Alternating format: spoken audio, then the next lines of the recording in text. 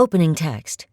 AFB Virtual Leadership Conference 2020, Connecting Online. A conversation with Haben Girma, Kirk Adams, Ph.D., President and CEO of the American Foundation for the Blind. Haben Girma, disability rights lawyer, author, speaker. More resources for you. afb.org/virtual AFBLC. Program starting in 1 minute and 30 seconds.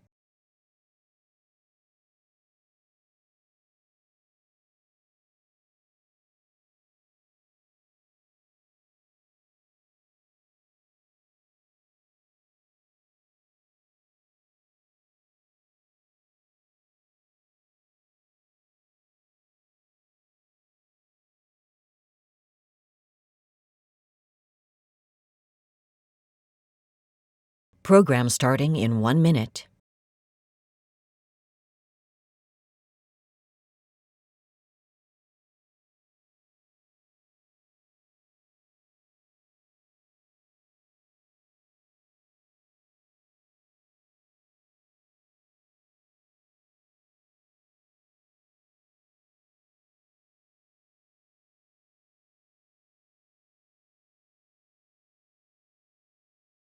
Program starting in 30 seconds.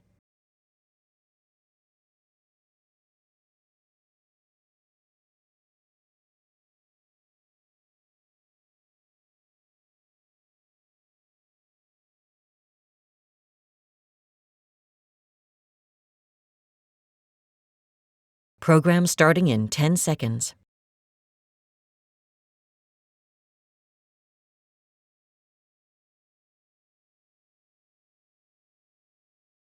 Thank you for connecting online with us for the AFB Virtual Leadership Conference 2020 and this session titled A Conversation with Haben Girma. Now a welcome message from Kirk Adams, Ph.D., President and CEO AFB, and Rosalind Adams, spouse and AFB ambassador. Dr. Adams, a man with salt and pepper hair and wearing a business suit, sits next to Ms. Adams, a woman with dark wavy hair and wearing a bright purple blouse. On a small split screen, a dark-haired sign language interpreter signs everything they say. Hello, I am Kirk Adams. I am President and CEO of the American Foundation for the Blind. My name is Roz Adams. I'm married to Kirk, and I'm a longtime supporter of AFB. And we thank you all for joining us from your living rooms and home offices across the country. We are in our apartment here in Arlington, Virginia, and we welcome you to our virtual AFB Leadership Conference. You know, our leadership conference is really the highlight of our year. We bring hundreds of people together, all dedicated, passionate individuals who are all committed to creating a world of no limits for people who are blind. This year, for obvious reasons, we're bringing you our conference virtually. We're really excited that you're joining us. And as an educator, I'm particularly happy about the fact that we're using technology to help us stay connected at this time. We wouldn't be able to present you with this virtual conference without the help of our supporters and partners and friends. I want to thank Bridge Multimedia for lending a hand in creating this virtual content, and our sponsors who make it possible for us to provide this content free of charge for anyone who could find it useful. Please do share. So I just want to stress that this is our opportunity to continue to learn from each other. So do enjoy the session, and please take the time to visit us online at afb.org/virtual AFBLC. A photo shows a woman with dark glasses working on a desktop computer in a home office. Title: A Conversation with Haben Girma. Logo: AFB, No Limits. Now Kirk Adams speaks to us remotely. On a small video screen insert to the bottom right, a bearded sign language interpreter signs throughout the conversation. Hello, this is Kirk Adams, the President and CEO of the American Foundation for the Blind, and I have the honor and privilege to have some time to have a conversation with our friend Haben Girma.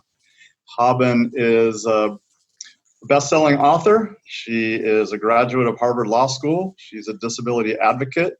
She was named a White House Champion of Change. And the last time we spoke, we were in her hometown, Oakland, California, for the AFB Leadership Conference, and we were awarding Haben the Helen Keller Personal Achievement Award. And we had a nice conversation before the ceremony, and I recall typing on a Bluetooth QWERTY keyboard and Haben reading in a Braille display and responding to me verbally. So I'd love to know how we are going to be communicating today, Haben. Haben, a woman with black hair pulled back and wearing a red shirt, speaks remotely. On a small video screen insert to the bottom right, a sign language interpreter with long dark hair signs throughout the conversation. Great question, Kirk. And for communication, I'm using a Braille computer and keyboard. I'm doing this because I'm deafblind. I'm not able to hear what Kirk is saying. Growing up as a deafblind person in a sighted hearing world, it was really frustrating to miss out on information. Kids want to make friends, kids want to watch TV, have conversations, and most of that is in visual or audio format. And when I tried going into blind spaces, they were always telling me, listen to this, listen to that. Later, when I was older, I started to focus more on my strengths and ask myself, what am I really good at? And how can I tap into that to create a communication system that would make it easier to access conversations, make friends? One of my strengths is my sense of touch. I'm a strong Braille reader. And when a new Braille computer came out that supported Bluetooth, that ignited the idea, this was back in 2010, to pair the Braille note with an external keyboard. And by doing that, I was able to immediately connect with people. Blind people, sighted people, people who can type. And if someone can't type, we can have an interpreter typing for them. So for this conversation with Kirk, because Kirk is in another room, we have Gordon in the same room as me typing on a wireless keyboard. And I'm reading on a Braille computer. I'm holding it up. Haben holds up the Braille computer, which has a keyboard and a refreshable Braille display. So it's the Braille Note Apex for those of you who know assistive tech. There's a line of Braille on the bottom, and I run my fingers over the dots to feel the letters. Haben gently runs her fingers over round-tipped pins raised through tiny holes in the Braille computer's flat surface. So that's what I know what Kirk is saying. All right, back to you, Kirk. Terrific. So, Haben, I just finished reading your memoirs last Friday, and I downloaded a Braille-ready file from Bookshare, and I read your memoirs on a Braille tablet, a Braille Sense Polaris. So we're both using Braille devices a lot in our lives. We're both strong Braille readers. Braille is beautiful. I wanted to ask you, when I read your memoirs, I was struck by the incredible level of access you had as a student. And your student days, especially at Lewis and Clark College in Portland, I went to the Oregon State School for the Blind as a child, so I live near there. I went to another liberal arts college in the Pacific Northwest, Whitman College in Walla Walla. And I started college in 1979, so it was before the ADA. And I had no access to Braille. I'd been used to reading all my textbooks in Braille through high school. So it was very much sink or swim. I was able to get some books recorded by volunteers from Recording for the Blind.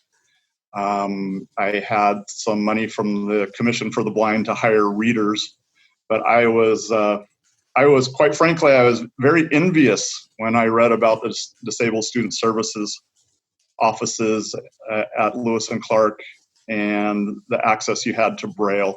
So with the anniversary of the ADA just a couple weeks away, I would love for you to give your personal reflections on the importance of the Americans with Disabilities Act, the personal impact on your life, how meaningful the ADA is for all people with disabilities. Kirk, you made a really good point. I had incredible access to Braille when I was growing up. It was unusual. So many instructors tell their blind students, just listen to the story. You don't need to read Braille, just use screen readers. Screen readers are helpful, but it's difficult to develop literacy, to learn how words are spelled, how punctuation is used, if you don't have direct access to written texts. So I was blessed to have teachers who believed in Braille, and I was taught Braille early on. When they were teaching me Braille, I could see enough to read large print, and I could read print using magnification, CCTVs. But my teachers still believed that Braille is a useful tool for blind students, especially for students whose vision was deteriorating, which happened for me. My vision grew worse over time. So in first grade, I could read large print. But several years later, I depended fully on Braille rather than trying to use CCTVs and magnification. So we should have teachers teach blind students Braille. Then when they grow up, they can have the choice to just use screen readers or use Braille and screen readers. Haben, I use Braille from morning till night. I have a slate and stylus in my briefcase. I have a couple Perkins Braillers here in the apartment, one on my desk at work. I have the Braille tablet. I have an 80-character Braille display for my PC. And there are stacks of Braille magazines and books wherever I've lived. And I was talking to my mother over the weekend. My mom and I were reminiscing about, we lived in Silverton, Oregon, and she would drive me into Salem to the Braille library, and I would cruise through the stacks for hours and fill the back of that station wagon with Braille books. And I had a Braille room with bookshelves where I could store all my Braille. So you and I are kindred spirits in that respect. I love hard copy Braille books. They're hard to come by, but there's a special joy of being able to put a physical book in your lap and open it and run your hands through it. Absolutely. And then as I was mentioning earlier, when I read your memoirs about your college experience, your undergrad experience at Lewis and Clark, and the fabulous access you had to Braille materials for your education. And my experience was quite different. When I went to Whitman College, there was no disabled student services at all. So I started my undergrad before the ADA, and I think you started your your graduate work, your undergraduate work, and then on to law school after the ADA. So I was just wondering your reflections and thoughts on the importance of the Americans with Disabilities Act. The ADA helped move our culture forward. There were laws before that. There was the Individuals with Disabilities Education Act, which was focused on K through 12. Then there was also Section 504, requiring all entities, including schools, receiving federal funding to make sure that programs were accessible to blind students. So colleges had legal obligations before the ADA. But the ADA's passage in 1990 further drove home the message that it's not right to have separate services and deny access to disabled students. Disabled students should have full access. It's still a problem even after the ADA. When I was looking for colleges to attend, one school told me, "We're very sorry, but we don't have a Braille embosser. We're not sure how we will make your books available to you. We don't know if we'll be able to make them available on time. You'll be on your own. You should really reconsider going to college. That was one school. Then the other school, the school I went to, was Lewis and Clark. And they told me, we don't have a Braille embosser, but we'll get one. We'll learn how to do it over the summer. We'll have a reading specialist come and learn how to produce Braille so we can get your books to you on time. And they did. They made it a priority. They worked directly with the professors to make sure my books, quizzes, all written material was available in Braille. And that meant I could just focus on being a student rather than trying to be a student and make my materials accessible and constantly coordinate with professors and make sure they get materials to the disabled students' office on time. That was amazing. I had a lot of access in college. There's still many colleges after the ADA that don't provide full access for blind students, and that's not fair. That needs to stop. Schools need to meet their legal obligations. Haben, that makes me think of advocacy and self-advocacy.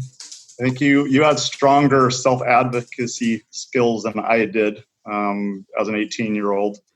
I hadn't learned how to advocate for myself after I left the school for the blind after third grade. I was always the only blind student in all the schools I attended. And as I look back, stronger self-advocacy skills would have served me well. Now, when I went to graduate school for the first time, I earned a master's degree at Seattle University in not-for-profit leadership, and that was 15 years after I graduated from Whitman. And at that point, I learned about advocacy, and I was able to say that I will enter this program only if I can have all of my materials in Braille. And they purchased a Braille embosser and a scanner and had two wonderful work-study students. Their work-study was converting all my materials into Braille, so it was night and day. But you are such an effective advocate for people with disabilities. I would ask if you could think about any advice you would give to a young person with a disability as they're starting their journey into independence and self-sufficiency, and those who have an inspiration to be advocates. Any advice for those young people? My advice is build up your community now. It's really important to have a strong disability community. Meet up with blind leaders. Make sure you have mentors within the disability community who could pass on wisdom, share advice. You have to build that community now. Not when you're struggling, but even before you're struggling, you should invest in that community. Then when you do have a moment where you're struggling, dealing with discrimination, you'll already have the relationships in place to support you, whether it's being a friend and empathizing or recommending resources and organizations. There are nonprofit legal centers that will provide free legal aid, civil rights support for people dealing with ADA and other civil rights violations. So build up your community. I met a lot of amazing blind advocates when I attended blind organizations. Like when I was in high school and even back in middle school, I went to a camp for the blind in California called Enchanted Hills, and I met blind counselors there who were already in college, already have jobs, and I could ask them all my questions. Then later, when I was in the process of applying to college, looking for jobs, I could reach out to them and say, how did you do this? What should I be doing? Those relationships, those friends take time to build up. So work on building them now so that when you're struggling, when your time to apply to college or grad school or get a job arrives, you'll already have the network. Beautiful. Wonderful advice. Now, in reading your memoirs, it reminded me, parts of it reminded me a lot of my doctoral research. I finished a PhD program last year and earned a doctorate in leadership and change from Antioch University. And my dissertation was called The Journey Through Rough Country, an ethnographic study of blind adults successfully employed in large American corporations. So I interviewed quite a number of blind individuals who self-identified as being successfully employed in companies that had 500 employees or more. And one of the constant themes that emerged with each person was that they had had some sort of defining experience or set of experiences, usually in their teen years, that gave them the sense that they could accomplish whatever they set out to accomplish, that they could create their own future, that they could forge their own path. And when I read the sections of your book around the time you spent in Mali, I thought that was the set of experiences that gave Haben that sense that she could do whatever she wants to do with her life. So could you talk about your time in Mali a little bit and the significance that time has had in your life?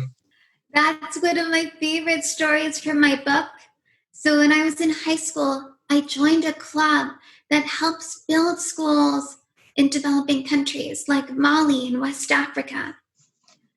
They pay for the program, they pay for the trip. So I went to my parents and said, this is a free trip to Mali. I will help build a school. I'll live in a village, physically building the school. So making bricks, digging the latrine, all of that under the Saharan sun. And my parents said no. I told them, there are kids who need an education. I want to help give them the opportunity of education. I want to make a difference in the world. My parents said no. I tried to get them to explain, why are you saying no? What's wrong? And they told me, what if there's a snake on the path? You won't see it. Then what? And they were right. If there was a snake on the path, I wouldn't see it. I probably wouldn't notice it until it bit me, which is terrifying. And if my parents' plan was to scare me off, that came very close to scaring me off, but it didn't quite work. I told them, there's snakes here in California. I can't be afraid to go into my own backyard for the risk there might be a rattlesnake. I don't want fear to control my life. I want solutions, and I'll come up with solutions for how to build a school, just like the non-disabled students. They still said no. So I brainstormed, regrouped, recharged, and I realized part of the problem is that my parents saw me as a child. I was 15 at the time and did not feel like a child. But maybe if the message came from a fellow adult, a fellow non-disabled adult, maybe they'll listen. So I talked to the program manager and asked her to sit down with my parents for lunch. And they did, and they shared their concerns. She listened and told them, we don't know exactly how Haben will build a school, but we'll find a way. We'll make it work. It's teamwork. And they finally agreed. I flew to Mali with my team of American high school students, and we spent 3 weeks in the village helping to build the school. Now, just to be clear, there are amazing school builders in Mali. They technically did not need us to come and build a school in Mali. The main part of this program was really to help high school students in at-risk communities build up self-esteem and confidence and realize they can build a difference in the world. And that's what I learned in Mali. It's okay to go into the unknown. You'll figure it out. You'll come up with solutions. I found ways to use a shovel and sift sand and make bricks and jump down into a pit and dig the latrine so the students would have a bathroom. All those things I did, and then I went back to California, back to my parents. They felt a little more confident in my abilities, but just a little bit. They'll always be parents. Haben, when you're talking, making me think about my daughter. She lives in Oakland, and she texted us when she was heading out to a Black Lives Matter event in Oakland yesterday, and texted us when she got home.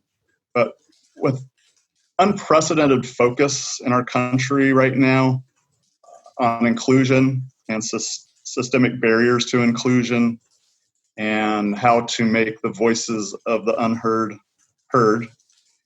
And then I'm thinking about the intersectionality between race and disability.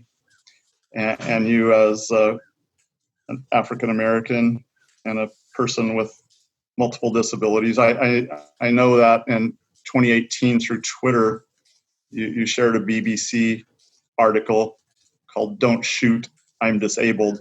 So obviously we're thinking about this intersectionality and the systemic inequities in the way policing and justice are administered. So I'd love to get your thoughts on how do we seize the moment that's before us in our country and move forward in inclusion and bringing everybody into the conversation and eliminating inequities and injustice. About a third to half of those killed by police are disabled people. That's according to a study in 2016. I'm sure the numbers are actually much higher than that. A significant number of disabled people are killed by the police, and the vast majority of those are Black and brown disabled people. Police walk into situations assuming the people can see and hear and move in certain ways and don't have any invisible disabilities. And when they issue a command and the person doesn't immediately respond, they assume the person's a threat. And that's why we have so many disabled people being killed. As a deaf person, this terrifies me. I've had many situations where people are shouting orders, commands at me, and I don't hear them. And they don't know that I'm deaf, and they get angry. They might see that I have a guide dog or white cane and assume she has amazing hearing. She's ignoring me. When people in power are making assumptions, it can mean life and death when ableism is multiplied by racism. We need a new way to make our communities safe that isn't infected with racism and ableism. And for those who don't know, ableism is the widespread belief that disabled people are inferior to non-disabled people. We're not inferior, but a lot of people think so. So these are the issues that are out there. I've actually encountered disability organizations that say, sorry, we're not going to talk about this. We're not going to address this.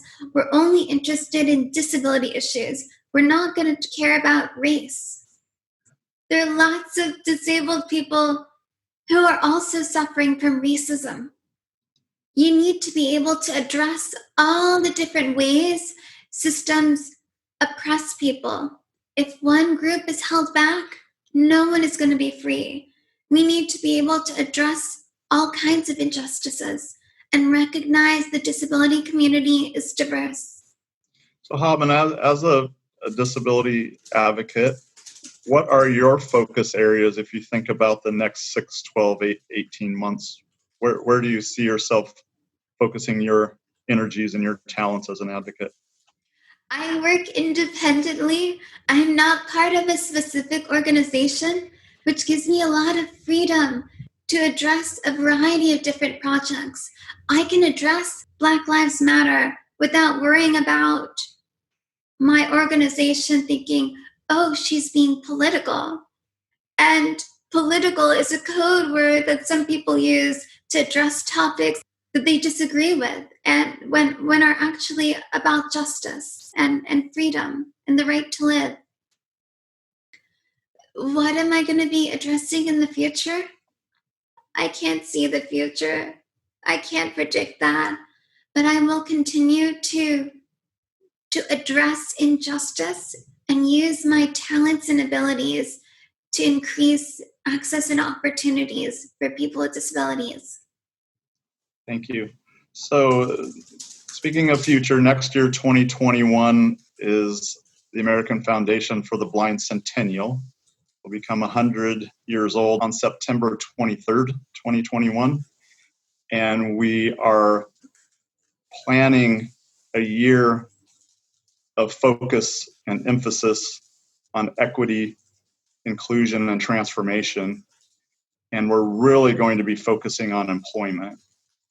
And as you and I both know, the workforce participation rate for people with disabilities is about half that of the general population.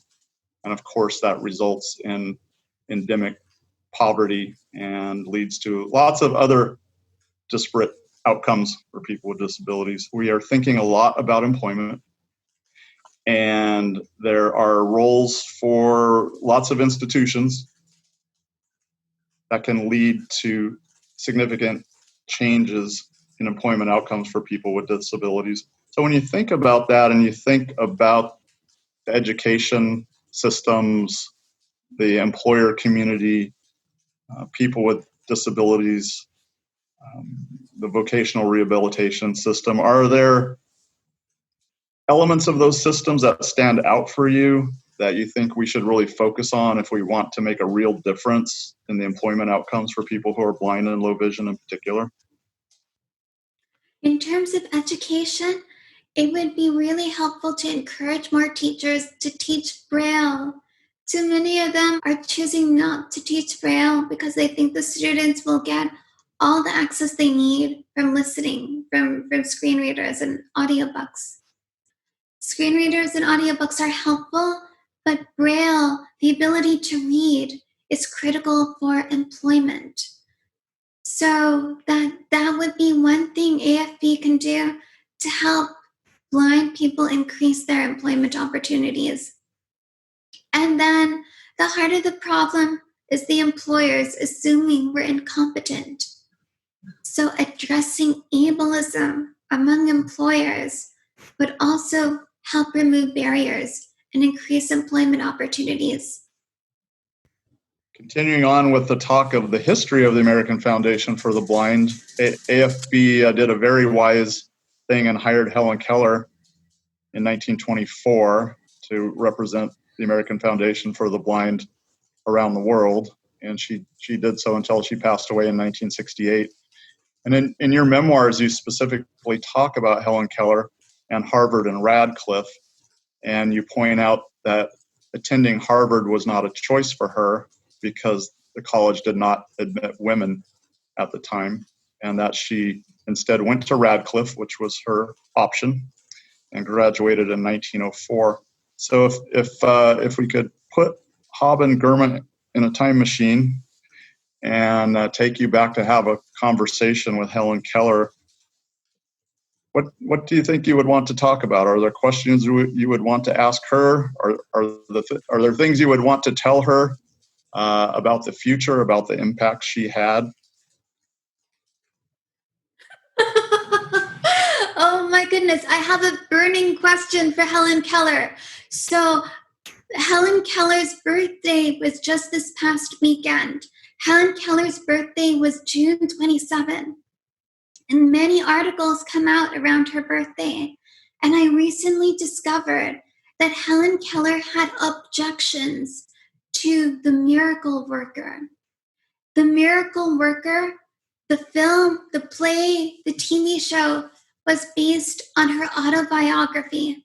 So Helen Keller wrote the words of her story. She wrote her autobiography. A producer came, they signed a contract, and he dramatized her work into a film and Broadway play. So what I want to ask Helen is, what were you objecting to in the film and play? And what can you teach us about converting disability stories, owning our stories, and allowing them to be converted into formats we don't have full access to, visual formats like film and TV? Well, Haben, we are fortunate, privileged trustees and stewards of Helen Keller's estate. She bequeathed her estate to AFB. So we have digitized all of her writings, correspondence, documents, drafts, and it's in a fully accessible, searchable archive. We received 2 grants from the National Endowment for the Humanities, as well as American Express and others. Thank you. So we also have an archivist, Helen Selsden, who knows the archive like the back of her hand. So I am going to ask her that question and ask her what the archival materials tell us about Helen's objections, and I will make sure to share that with you. That sounds exciting. So Haben, I don't think I've ever asked anyone this question before. Who do you want to play you in the movie? That is such a complicated question. One of our frustrations with Hollywood is that so many of the disabled characters are played by actors pretending to be disabled. That's really frustrating because there are talented disabled actors ready to play roles, who even want to play non-disabled roles. But they keep getting passed over. Do I know the perfect actor to play me? I have no idea. I can't say. I don't really follow Hollywood enough to be able to name that actor for you. But I would hope that they would be able to authentically represent me. I just appreciate the opportunity to ask the question. I'd love to just give you the opportunity, Haben, to talk about anything that's on your mind that's present for you. There's so many topics I could ask you about, but would just like to hand you the microphone. And are there topics you would like to explore or reflect upon? Any top of mind thoughts that I didn't touch on with my questions? Let's talk about technology. Right now, during the pandemic, many things have moved online, from school to employment, organizational work. Some online spaces are accessible, some are not. I've seen this in the blind community as well. I have blind friends who post photos online and don't do image descriptions. How could you not do image descriptions? Everyone, sighted or blind, please add image descriptions when you post photos to Facebook, Instagram, or Twitter. On Twitter, there's a feature that allows you to add image descriptions, and it doesn't impact your word count, your character count for the tweet. So, no excuses. Add image descriptions. And for videos, please add captions. It benefits deaf individuals. And deaf individuals do follow blind organizations because intersectionality. There are deaf parents of blind children, or deaf people working in the space, or deaf blind people. So intersectionality, videos should have captions and transcripts. The way I access videos, it's through transcripts. And I was excited to read the afterward, the epilogue to your book, when you talked a little bit about the process of writing, and you thanked a lot of people. And I was excited when you thanked one of your early readers, Caitlin Hernandez. I'm a huge fan of hers, and she's out in the Bay Area. Got to know her through our mutual love of Braille, but would love to hear a little bit about the author's process I love Caitlin. We've been friends for years. We actually met at the Braille Challenge. So we were both competing. She's a much better Braille reader and writer than me. We met at the Braille competition and then continued being friends. She's also a fabulous writer, and I've read many of her books with amazing blind characters. As a kid, I really wanted to read books with blind characters, and they were hard to find. Or if they did exist, they were so stereotypical, it was boring and frustrating. So if there are any writers watching this, please include more authentic blind characters in your stories, because blind kids and adults want to read those stories. The writing process for me, people were telling me for a long time, you should write a book. And I would say, I'm too busy living life to write a book. I always imagined writers as people who hide away in caves, don't socialize, don't connect, and just write in their cave. But I realized you can balance it. You can write a little, go hiking, go hang out with friends, as long as there isn't a pandemic, and balance it out, which is what I did. I found time to write when there was time. It didn't have a set time every day, but the desire to create the stories and book was so strong that I would make sure there was time. And I focused my stories around important lessons that I wanted to teach people. Most non-disabled people don't know ableism, and a lot of disabled people also have not heard of ableism. Ableism is the belief that disabled people are inferior. Ideas like disabled people are unteachable, it's better to be dead than disabled. Awful, horrible ideas that are just widespread throughout our culture. So my stories help people identify ableism when it pops up.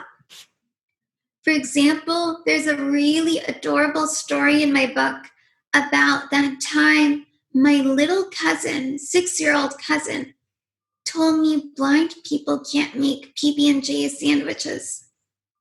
Kirk, can you make a PB&J? I've made hundreds. I have 2 kids.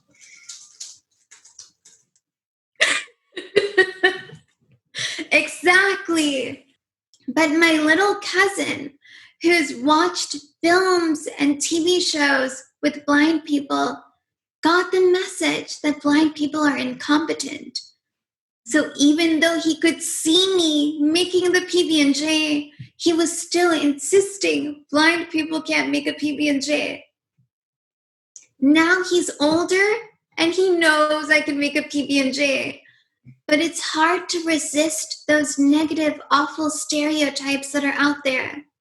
So my book helps people recognize ableism and build up the skills to fight ableism. Continuing on the theme of food, at Lewis and Clark, home of the pioneers, you had great access to textbooks and classroom materials, but that did not necessarily extend to access to information about the cafeteria. Could you talk to us about that exercise in advocacy?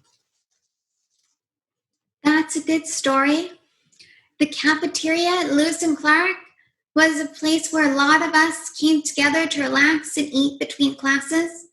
I was living in the residence halls, and if you lived in the residence halls, you had to have a meal plan, and you were required to live in the residence halls for at least 2 years. So I was stuck with this cafeteria. And on the wall of the cafeteria by the door was a print menu. Sighted students could look at the menu and then go to their station of choice. I couldn't read the menu because it was only in print. Blindness wasn't the problem. The problem was the format of the menu. So I went to the manager and asked, can you provide the menu in Braille or post it online or email it to me? I have assistive technology that allows me to read emails and websites. Manager said, "We're very busy. We don't have time to do special things for students with special needs." Just to be clear, eating is not a special need. Everyone needs to eat. There's this myth that there are two kinds of people, dependent and independent. That's a myth. Everyone is interdependent. A lot of you like drinking coffee. Very few of you grow your own coffee beans. You depend on other people to grow the beans, to make your food, and that's okay as long as we're honest about the fact that we're all interdependent. The manager didn't get any of this. So, as a vegetarian, I was stuck picking stations at random, waiting in line, getting food, finding a table, trying the food, and discovering unpleasant surprises. It was really frustrating. How do you eat vegetarian when you don't know which station is serving vegetarian food? I just thought maybe that was part of being blind. Maybe disabled people should just accept that we're doomed to inferior service forever and ever. For several months, I just dealt the best I could with the situation. Then my friends reminded me it's my choice to accept unfairness or advocate for justice. I did research. Then I went back to the manager and explained, the Americans with Disabilities Act prohibits discrimination against students with disabilities.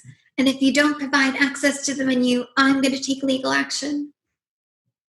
I had no idea how I would do that. I was just 19. I couldn't afford a lawyer. Now I know there are nonprofit legal centers that'll help students with disabilities and no cost to the students. But back then I didn't know that. All I knew is I had to try. I had to do something. The next day, the manager apologized and promised to make the menus accessible. He did. He started emailing me the menus. Life became delicious. The next year, a new blind student came to the college, and he had immediate access to the menus. I talked to him and I said, "You're hearing. Can't you hear people reading the menu to you? Why do you need it emailed to you?"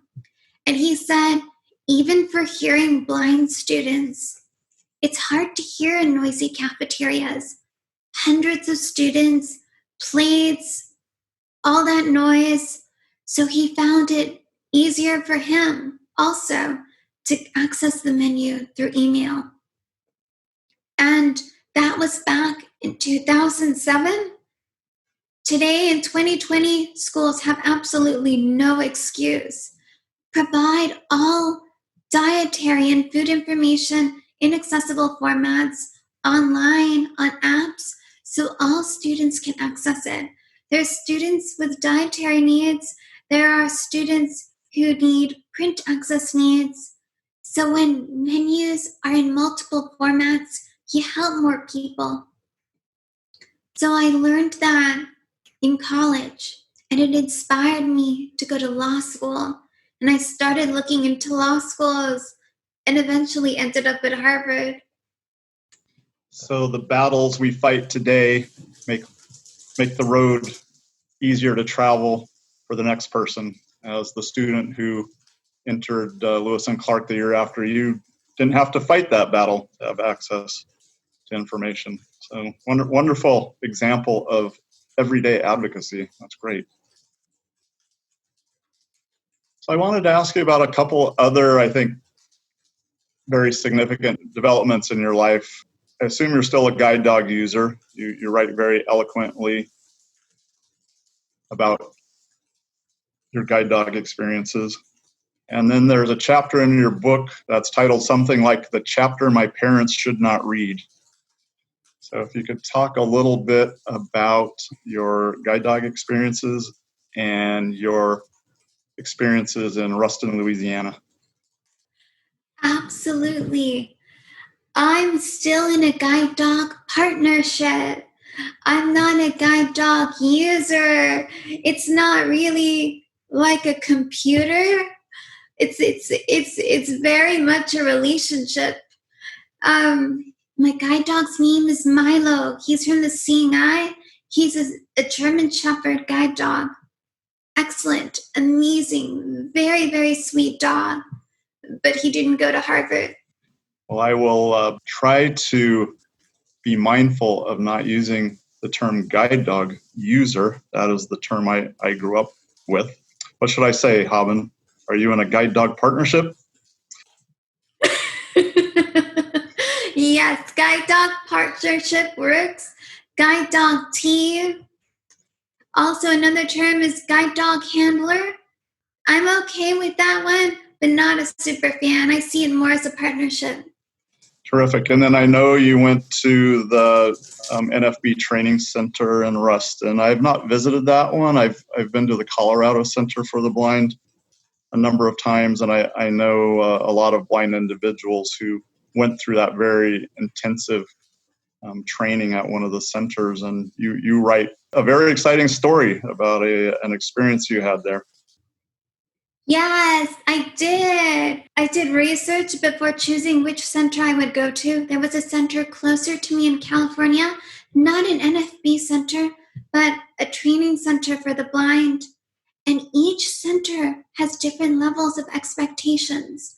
I wanted to go to the one that I felt would be the toughest, would challenge me the most, because I wanted to be able to spend a few months worrying about, can blind people do this? How do blind people do that? And then never worry about it again. So that I could spend the rest of my time just being a student rather than worrying about blind stuff. So, based on my research, I felt the Louisiana Center would be the most challenging. So I dared myself to go all the way to Louisiana and spend a summer there building up my blindness skills. It was definitely transformative, and I built up a lot of confidence and important skills there. You're referring to a scene in my book where a friend and I were walking down the sidewalk. Both of us were students at LCB, both of us blind, both of us using white canes. Deafness is a spectrum. Blindness is a spectrum. I have some vision and hearing. Sometimes when people are standing next to me, I can sort of hear them. So this guy and I were walking down the sidewalk and he was talking to me and I was struggling to understand him. There was a lot of noise from the street. There were bells. We heard the bells. He's hearing, I'm deaf. And we were still struggling to communicate and converse. In other words, we were distracted. And anyone, sighted or blind, can become distracted. It's really, really important that you pay attention when you're walking down the sidewalk. We were walking, then all of a sudden there's a train right in front of us. We were about to walk on the tracks in front of the train. We pulled back at the very last second. It was terrifying. But because we'd had so much training, we recognized that this is something about being distracted. And I never told my parents that story because I knew that if they heard that story, they would say, that's it. You're coming home. You're never allowed to go walk outside by yourself again. And I know lots of parents would have that reaction. But anyone can get distracted, sighted or blind. And blind kids need the freedom to make mistakes and learn. I'm more cautious now. Yeah. And I'm sure the guy I was walking with is also more cautious now. Teenagers kind of get distracted. It's part of growing up and turning into an adult. Have you ever had these moments, Kirk? Has something like that Oh, happened to you? yeah. So I talk to parents of blind kids a lot, and sometimes I say, half joking, that you can measure your success as a parent of a blind child by how many times you go to the emergency room with them, because you have to let kids be kids. And when I think about some of the things I did as a blind child, I don't know that I would be comfortable with my sighted children doing that. We lived in a small town, so we spent a lot of time in the woods, making tree forts and finding a log and floating down the creek, and lots of bumps and bruises and scrapes and stitches. So I was thinking, when you were talking about your parents, you talk quite a bit in your book about Eritrean food, and it seems that most of the references have to do with your mother cooking. So I'm wondering if you are a cook. Are you making Eritrean food for yourself, or how are you getting the food that you love? Am I cooking Eritrean food? This year in 2020, I've made only one Eritrean dish, and I didn't do a good job. I really don't like cooking, but because of the pandemic, if I want delicious food, I have to make it myself or order it. But when you order food, your choices are limited, and it may not be exactly the way you want it cooked. So I'm trying to get myself to practice more and learn more techniques in the kitchen. I've had blind cooking lessons, so this is not a blindness issue. There are amazing blind chefs out there. This is a Haben issue. Absolutely. So talking about the Braille Challenge, I had the opportunity to do the keynote at the Braille Challenge in 2018. And Caitlin was there to talk as an alumni, and I think it was a 10-year anniversary for her. So it was amazing to be around 50 kids who were so enthusiastic and excited about Braille. When did you participate in the Braille Challenge? I participated in the Braille Challenge through middle school and high school. So from about 2000 to about 2005.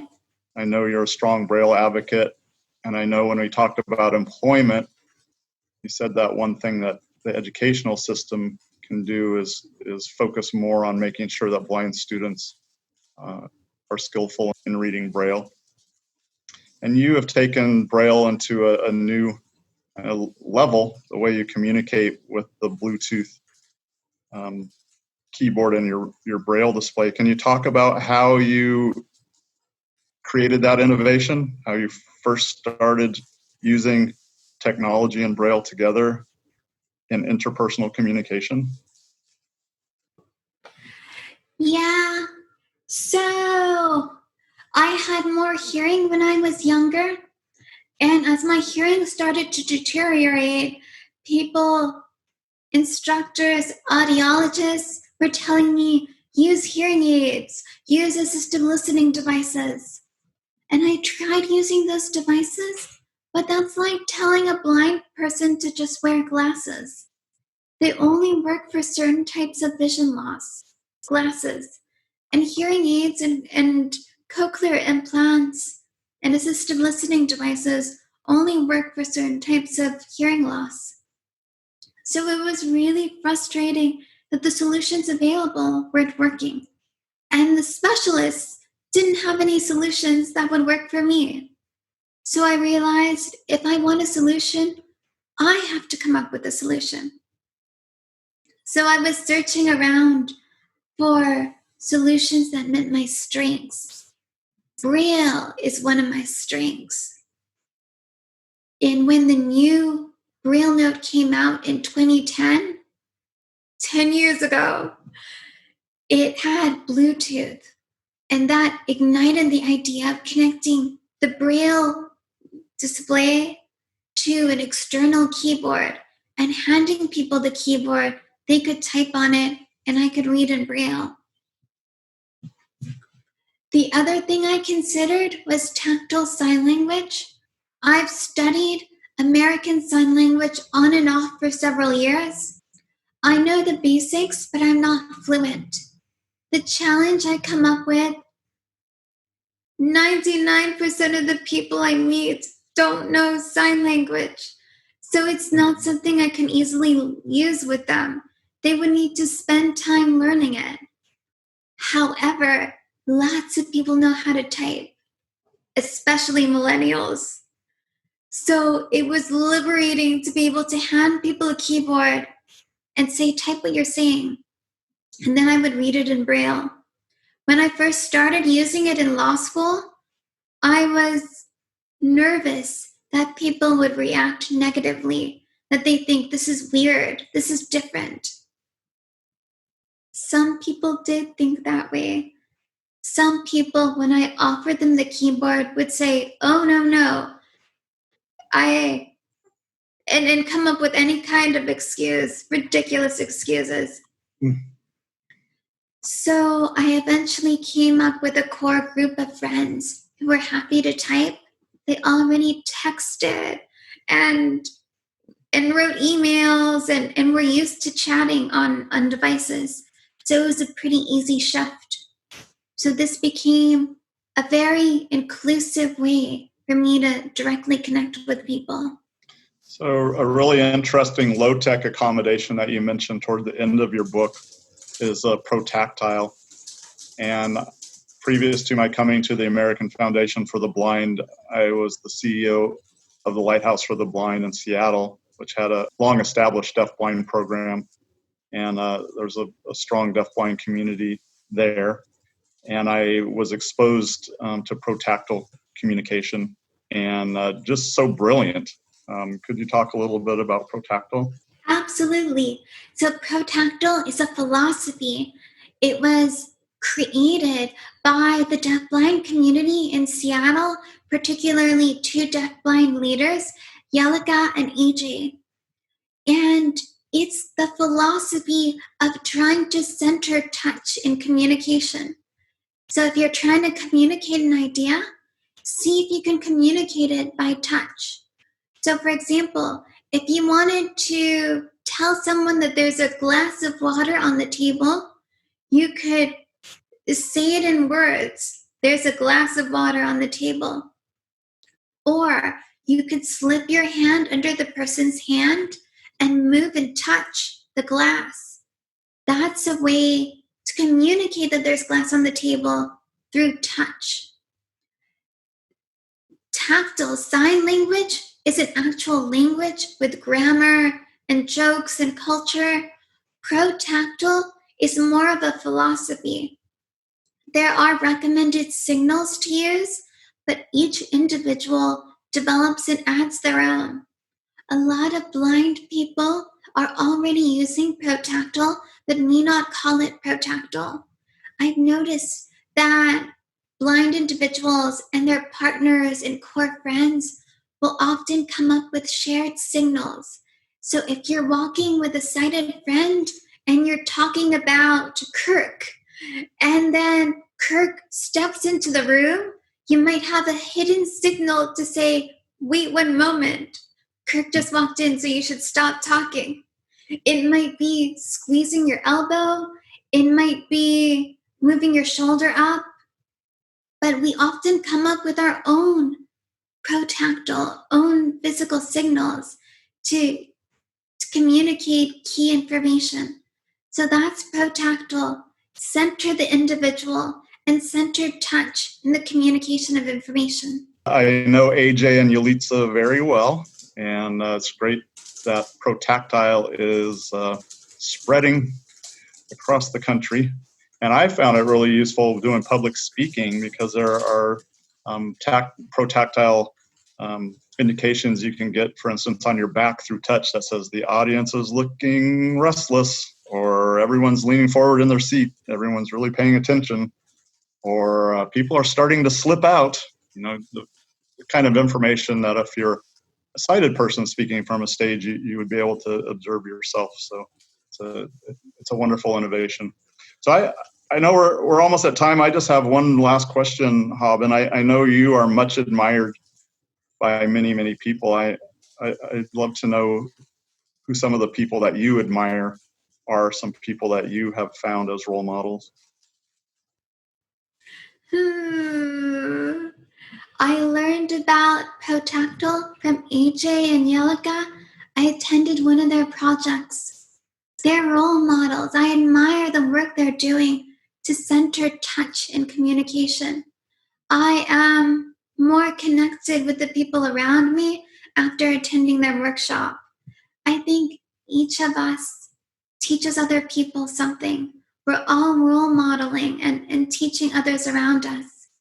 Kirk, do you have a unique signal that you've developed in your own core group? You know, that's a good question, and I think it's more around my family. My children and my wife are very experienced sighted guides and communicators and tactile communicators. So I think there's a set of signals that I think about that relate back to what you said about a room. Someone's just come into the room. Someone just left, because often a person will leave the room and not tell you if you can't see. You're standing there talking to them and they're gone. Or someone will come and join your group if you're in a social setting and not announce themselves, so you don't know that they're there. So I know we've developed some tactile signals as a family around those types of things. As far as other disability advocates that you've gotten to know, I know you've been involved in legal actions around accessibility. I know that you've spent time as a practicing attorney in the disability rights area. Are there people who stand out to you who are doing really good work, who've really made an impact in disability rights and advocacy? I'm a huge fan of Lainey Feingold from Berkeley. She's done a lot of blind access cases from ATMs, making sure we had access to talking ATMs and websites. So I have a lot of admiration for her and her book, Structured Negotiation.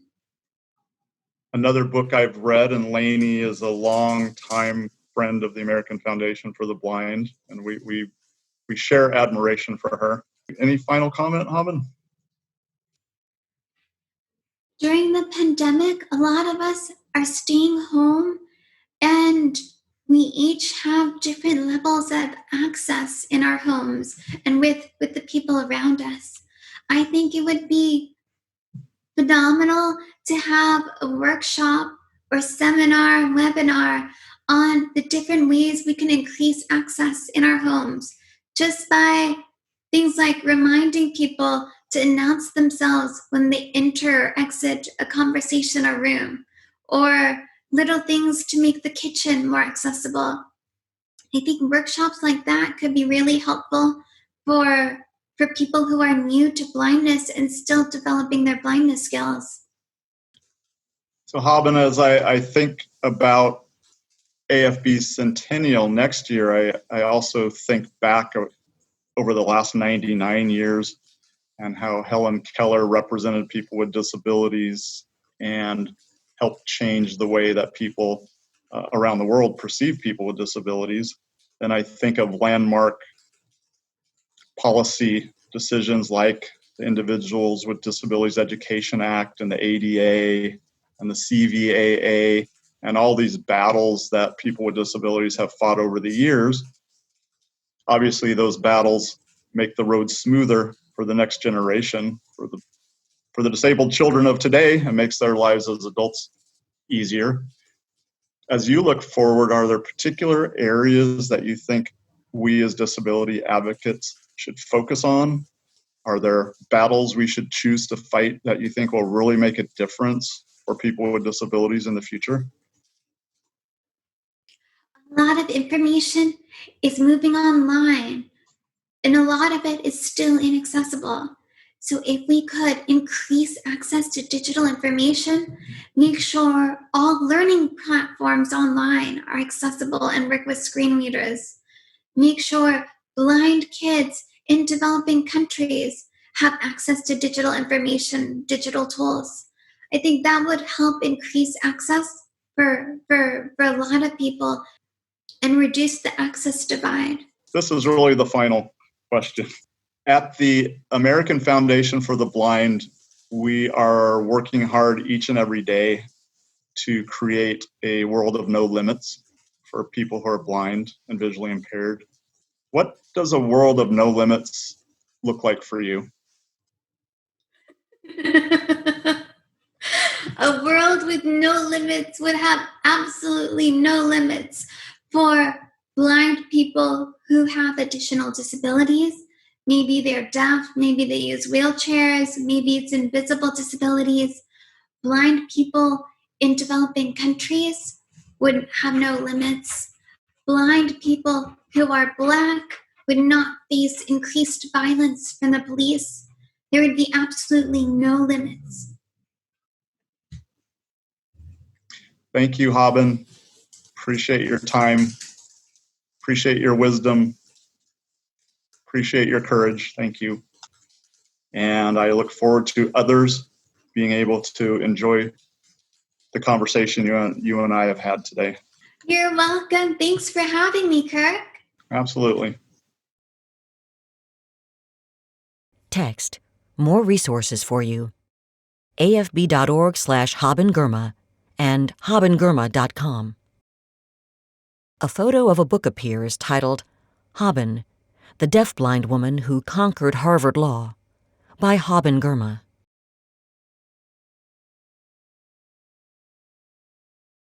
The American Foundation for the Blind thanks our sponsors whose generous contributions ensure this leadership conference is a success. Text. Leadership Track sponsor, Hewlett-Packard Enterprise. Platinum sponsors, Horizon Therapeutics and JP Morgan Chase & Company. Gold sponsors, Vanda, Delta Gamma Foundation, the J. Willard and Alice S. Marriott Foundation, Google, the American Printing House for the Blind, Lee Hecht Harrison, Northrop Grumman, Verizon and Verizon Media. Bronze sponsors, Microsoft and Fannie Mae.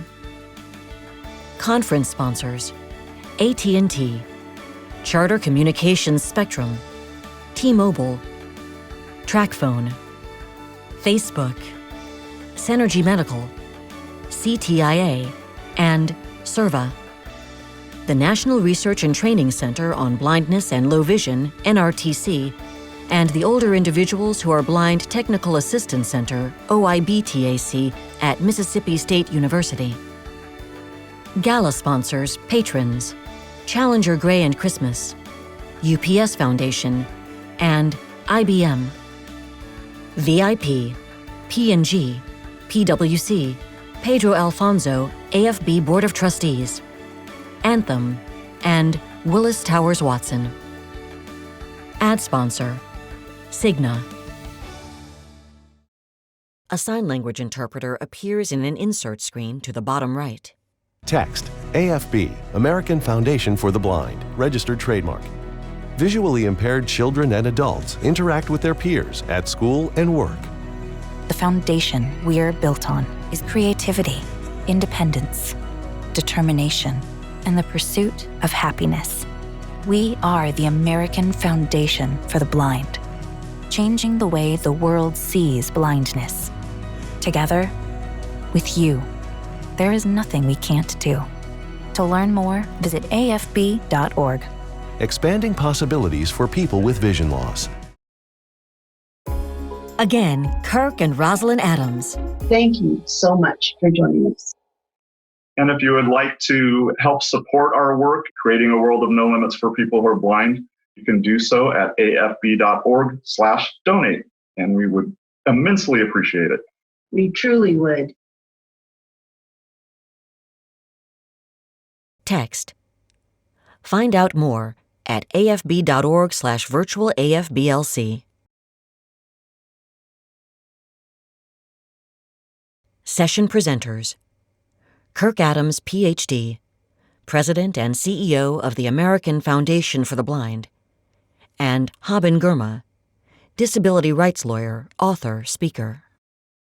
End credits: Dr. Kirk Adams, Ph.D., President and CEO, American Foundation for the Blind; Roslyn Adams, AFB Ambassador; Matt Kaplowitz, series producer; Paula Pevsner, line producer; Ilan Kometz, technical director; post-production, Bridge Multimedia; Art Citron, editor; Ken Takeuchi, audio engineer; digital video and media management, Synchro Services; Bill Matz, president and CEO; Ilan Kometz, chief operating officer; audio description and captions, Bridge Multimedia.